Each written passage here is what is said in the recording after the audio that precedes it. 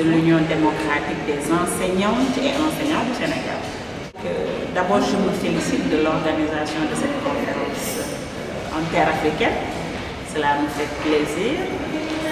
Ça facilite la participation d'un plus grand nombre de femmes africaines, puisqu'avant ce n'était pas toujours ça.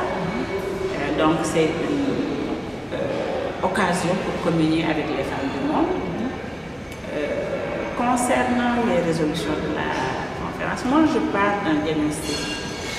Notre problème aujourd'hui, le plus grand défi, c'est la massification du côté des femmes, amener les femmes à intégrer les syndicats. Il y a une réponse par rapport à ça, puisqu'on nous propose parmi les campagnes, le mentorat qui intègre le recrutement et la formation des femmes. Donc le plus grand défi, je disais, pour les femmes, c'est l'accès à ces syndicats qu'elles entrent, mais il y a également le défi de l'expertise féminine dans les syndicats, donc la formation. Et c'est bien, la CSI propose des campagnes pour ça. La promotion du leadership féminin passe par ça. Il faut être là, mais il faut être bien formé. Il faut oser. Nous devons oser au quotidien. C'est la raison pour laquelle tout ce qu'on propose là, c'est bien. Mais l'essentiel, c'est de mettre en place un bon dispositif de suivi pour voir si les syndicats vont en réalité travailler autour de ces grands défis-là.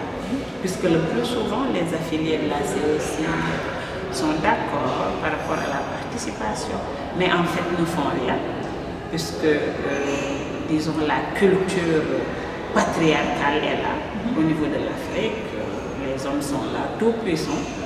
Ils peuvent, du point de vue des déclarations de principe, souhaiter la promotion des femmes, souhaiter la promotion du leadership féminin, mais en fait, ils ne vont rien faire pour qu'on ait des résultats. Le problème aujourd'hui, c'est de travailler à parvenir à des résultats fiables pour la promotion de la femme. Tout se recoupe, puisque les enseignantes évoluent dans une société. Donc les problèmes de société, elles sont dedans. Nous avons une philosophie.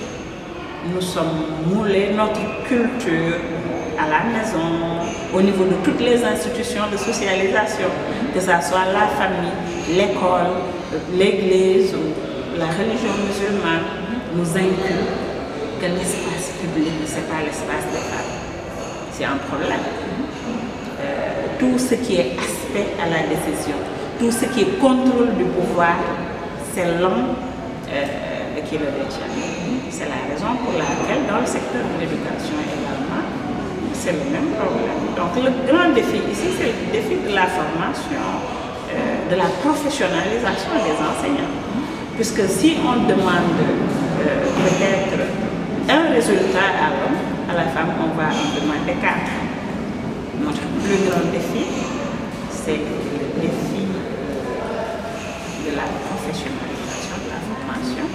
Mais nous devons également nous réseauter à l'échelle nationale pour travailler à la promotion de l'éducation également des filles.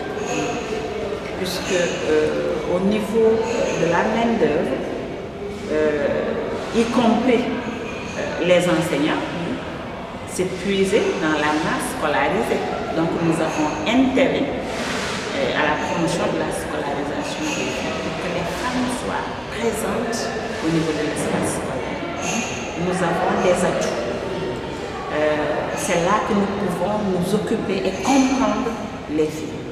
Et il y a également le défi de la qualité, puisque nous sommes en Afrique, l'éducation de qualité. Aujourd'hui, nous évoluons dans un monde globalisé. L'enseignement ne saurait être tropicalisé. Il n'y a pas de curriculum pour l'Afrique et un autre curriculum pour l'Europe. Donc le défi de la qualité, des curricula intégrant le développement de notre Afrique, c'est un défi également